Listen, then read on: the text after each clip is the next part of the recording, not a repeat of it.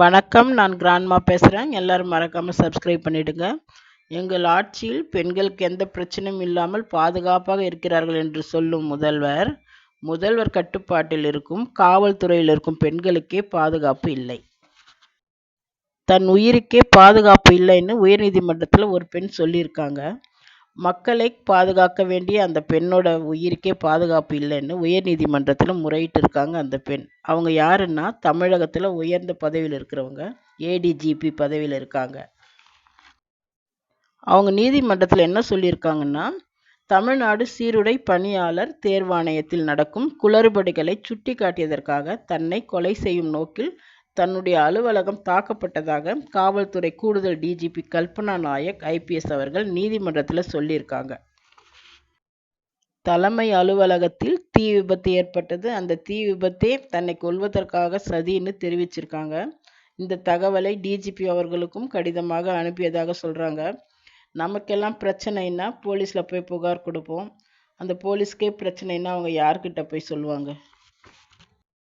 தமிழ்நாட்டில் அந்த அளவுக்கு சட்டம் ஒழுங்கு சரியில்லாமல் இருக்குது. யாருக்குமே இங்கே பாதுகாப்பு இல்லை. பெண்களுக்கு கொஞ்சம் கூட பாதுகாப்பு இல்லை. எப்படி இருக்க முடியும்? பெண் போலீஸ் அதிகாரிக்கே பாதுகாப்பு இல்லைன்னா சாமானிய பெண்களுக்கு பாதுகாப்பு எப்படி இருக்க முடியும்? ஏடிஜிபி கல்பனா நாயக் அவர்களின் புகாரின் பேரில் விசாரித்து இன்று அறிக்கை வெளியிட்டிருக்கிறார்கள். தீக்கிரையான விவகாரத்தில் சதி திட்டம் ஏதும் இல்லை. அறையில் செம்பு கம்பிகளில் ஷார்ட் சர்க்கியூட் இருப்பதற்கான சான்றுகள் காணப்பட்டதாக தடவியல் நிபுணர்கள் அறிக்கை அறிவித்துள்ளதாக காவல்துறை தரப்பில் அறிக்கை வெளியிடப்பட்டுள்ளது.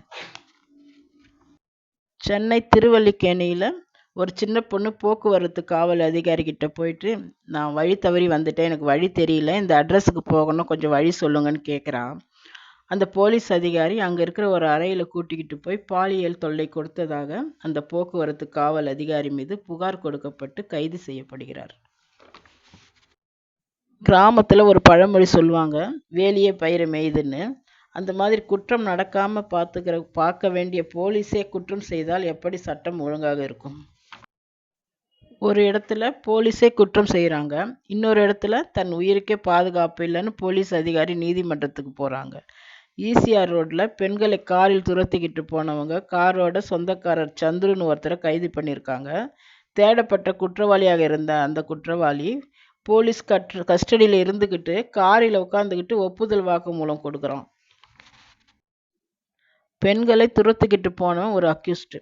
காரில் உட்கார்ந்து பேசுறதுக்கு அவனுக்கு யார் அதிகாரம் கொடுத்தது? இப்பெல்லாம் குற்றவாளிகளுக்கு தான் மரியாதை கொடுக்கப்படுது. ஏன்னா அவனோட காரில் திமுக கொடி இருந்தது, அது ஒன்று போதுமே. பாதிக்கப்பட்டவங்க அலைக்கழிக்கப்படுறாங்க. சீக்கிரத்தில் கம்ப்ளைண்ட் எடுக்கிறது இல்லை. பெரிய பிரச்சனை ஆனதுக்கப்புறம் தான் கம்ப்ளைண்ட் எடுக்கிறாங்க. இந்த குற்றவாளி குற்றம் செய்தானா இல்லையான்னு விசாரித்து அவன் குற்றம் செஞ்சிருந்தா நடவடிக்கை எடுக்கணும். அதுதான் போலீஸோட வேலை. அவன் திமுக காரன் இல்லை, அவன் அண்ணா திமுக காரன்னு RS பாரதி சொல்கிறாரு. காவல்துறை அதிகாரியும் அதே தான் சொல்கிறாரு. அதையே தான் கைது செய்யப்பட்ட சந்துருவும் சொல்கிறான். நான் எந்த கட்சியும் கிடையாது, என் சொந்தக்காரங்க அதிமுகவில் இருக்காங்கன்னு சொல்கிறான். இவன் எந்த கட்சியில் இருந்தான்னா இவன் தவறு பண்ணியிருக்கணும், தண்டனை அனுபவிச்சு தான் ஆகணும். இந்த காவல்துறையினரின் நடவடிக்கையெல்லாம் பார்க்கும்போது போலீஸே தவறு பண்ணுறாங்க.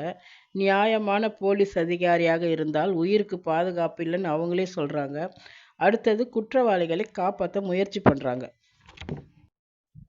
ஆக மொத்தத்தில் போலீஸ் ஸ்டேஷனுக்கு போனால் நியாயம் கிடைக்குன்னு போகிற நம்மள மாதிரி மக்கள் தான் முட்டாள். இதுக்கெல்லாம் நல்ல முடிவு எப்போ கிடைக்கும்னு தெரியல. பிடிச்சிருந்தால் லைக் பண்ணுங்கள், ஷேர் பண்ணுங்கள், உங்கள் கருத்தை பதிவு பண்ணுங்கள். மறக்காமல் சப்ஸ்கிரைப் பண்ணுங்கள். நன்றி, வணக்கம்.